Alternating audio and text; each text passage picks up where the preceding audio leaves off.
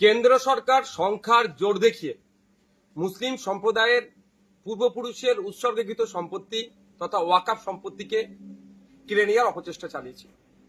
যখন পার্লামেন্টের উভয় কক্ষে পাশ হয়েছিল এই বিল আইনে পরিণত করার জন্য, তারপরে পরেই সারা রাজ্য জুড়ে সারা দেশ জুড়ে প্রতিবাদ সংঘটিত হয়েছে এবং এইটা সুপ্রিম কোর্টেও চ্যালেঞ্জ হয়েছে। বেশ কিছুদিন ধরে সুপ্রিম কোর্টে মামলা চলে।